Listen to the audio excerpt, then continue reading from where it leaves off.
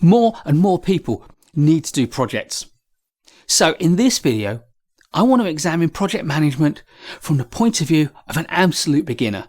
What are the fundamental things you need to know if you're starting out on your project management journey? So in this video, project management for beginners.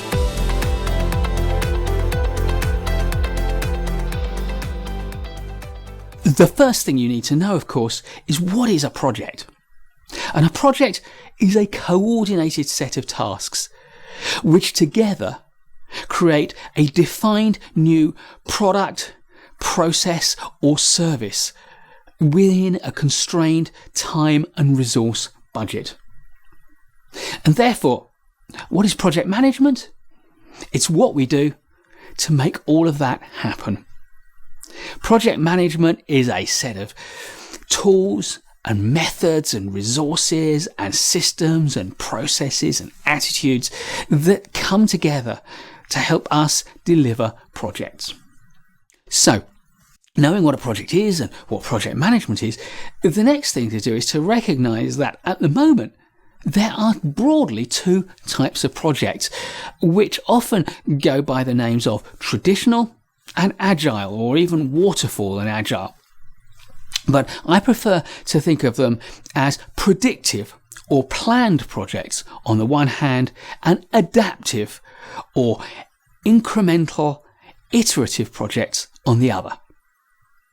So we'll take a brief look at those two types of project management before focusing in on the traditional predictive type of project management, which most beginners will start with.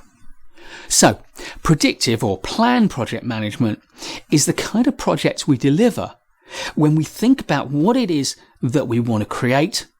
We put together a plan anticipating the likely challenges, bringing together resources, and then we work through our plan step by step until we deliver the project.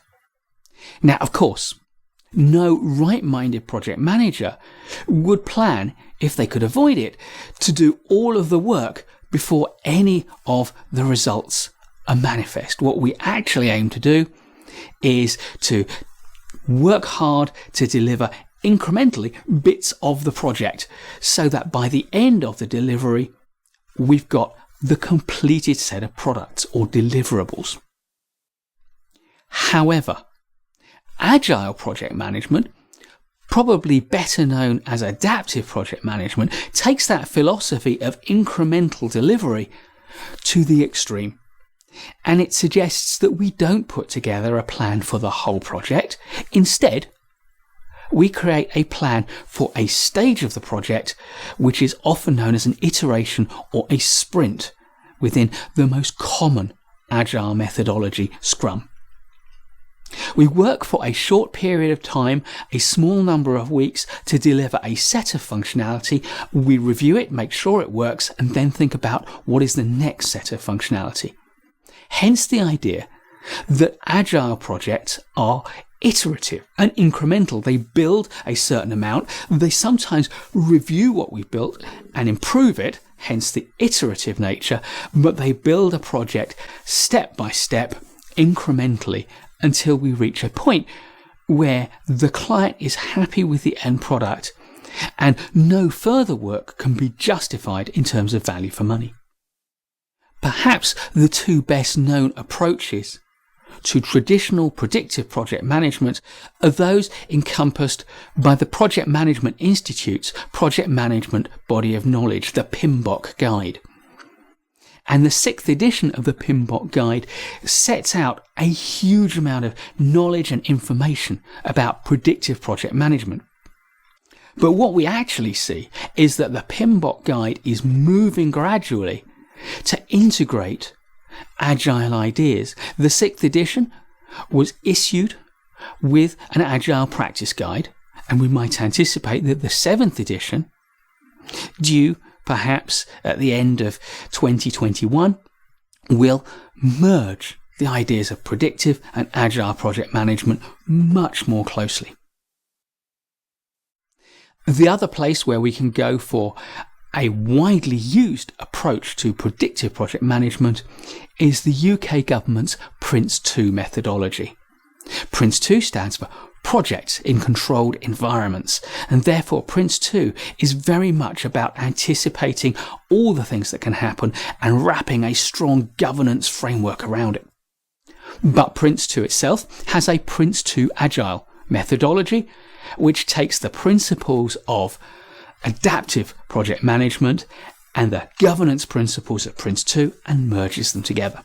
Likewise, there are a number of well-known agile project management methodologies, of which the two best known are almost certainly Scrum, which is designed for IT development, and Kanban, which has been taken from Japanese manufacturing and is widely applied to IT management and small IT projects.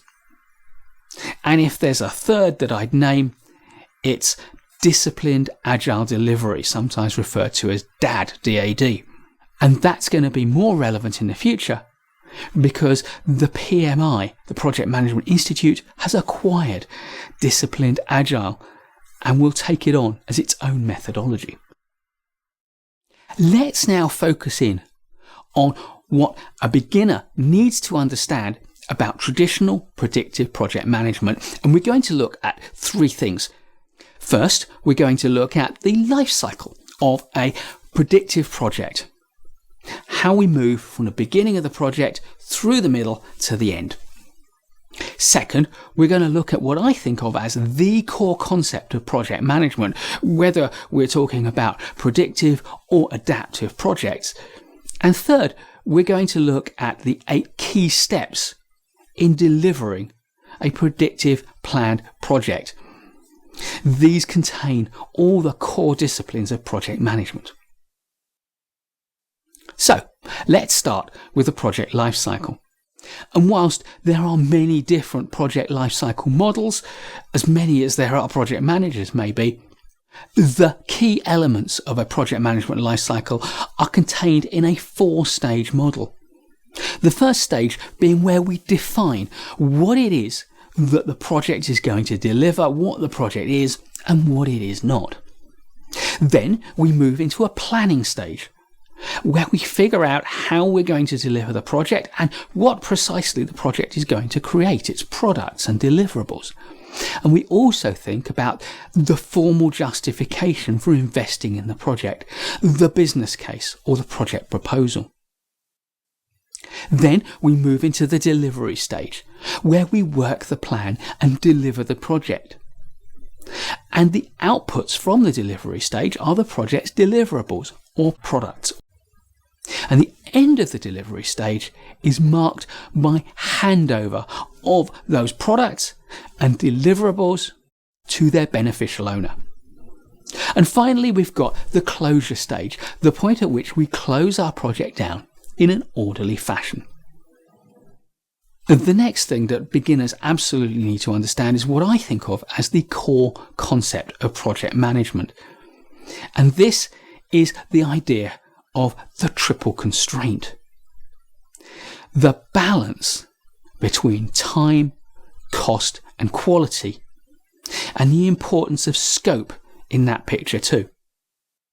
Some people prefer to talk about time, cost, and quality, as I do, others time, cost, and scope, but the reality is that all 4 work together. Time, cost, and quality are measures of our objectives for our project, and therefore we often fix 1 or 2 of those and then set the other to fit those constraints so that we get the 3 into balance. If we have problems on our project, then we have to change either the time, the cost, or the quality, and that brings things back into balance. But scope is important too, because that defines the breadth and the depth of our ambition. And of course, if our project comes under challenge and we haven't got any more time, and we can't cut corners to reduce the quality, and we're not going to get any more budget to buy more resources, the only thing we can do is trim down our ambition to reduce our scope. So what is often referred to as the triple constraint of time, cost, and quality is really a pyramid of time, cost, quality, and scope. And the most valuable thing to know about any project, for any project manager, is that when you run into problems, the solution is always going to lie in that balance. And whilst you can never predict beforehand which is going to be the right corner to address, you can always fix a problem by compromising on time, cost, quality, or scope. The third key thing to understand about delivering a predictive project are the 8 key steps. So let me take you through them. The first step is to answer the question, what do you want? To understand what your clients, what your stakeholders want, and to take that and convert that into a clear project definition. And of course, central to the project definition is going to be the goal of the project, your objectives in terms of time, cost, and quality, and the scope of your project, what is in scope and equally what is out of scope. The second step is to ask, does this stack up in financial and risk and commitment terms? We create a business case or a project proposal or an investment appraisal to weigh all of the costs and the risks and the downsides of taking on this project against all the benefits and advantages of doing it. And if we can show that the advantages outweigh the costs, then there is a case for doing the project. And then it's just a matter of making sure the organisation has the right resources and this project has a high enough priority. But it's also at this stage that we start to think about governance. How do we make sure that our project is properly accountable and that we can oversee that it does indeed spend the amount of money that we anticipated and deliver the benefits that we were hoping for? Step 3 is to answer the question, who cares? Who are our stakeholders? To understand who they are, to understand the nature of those individuals and those groups, and to engage with them in a positive and respectful manner. Stakeholder engagement is at the core of good project management, and I often say that 80% of project management is communication. And principally that means communicating with your stakeholders. Of course, there are some special stakeholders, like those who are overseeing your project and making the decision at the governance tier. And we can also view your project team as a special set of stakeholders too. If we do that, we could argue that everyone's a stakeholder, and therefore really and truly 80% of your job is communicating with stakeholders. Step 4 is to answer the question, how will we get what we want? That is, how are we going to plan our project to make sure we can deliver it? So this is where we start thinking about things like the tasks that need to get done, how long they're going to take, what resources we will require to deliver those tasks, what sequence to put them in, how much each of those resources is going to cost, how we're going to ensure we deliver each element of our project to the right quality standards. So planning and quality management are key to the 4th step in project management. And the 5th step is to answer the question, who will help? This is where we start to think about the people, the teams we're going to deploy, the experts, the specialists, how we're going to allocate individual people to tasks, how we're going to oversee them to make sure they deliver those tasks to time, to budget, and to specification. And of course, wrapped up in this step are all the management and coordination and leadership aspects of project management. Step 6 is vital for me. And this is where we answer the question, what if it goes wrong? Because this is where we anticipate risks. We identify all the possible points of failure. We understand those, analysing them, usually principally in terms of the impact if they happen and the likelihood that they may happen. Because risks are uncertainties that can affect the results.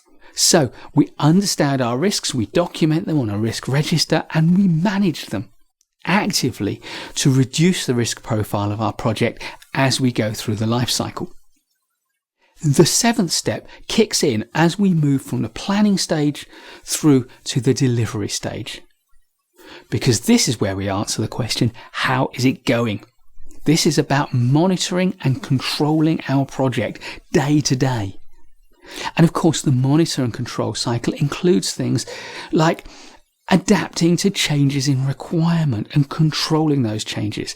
It includes things like making sure you understand what's going on and taking corrective action when the project is deviating from plan. And critically, it involves reporting on the progress of your project and getting decisions where you need to make changes or secure new resources.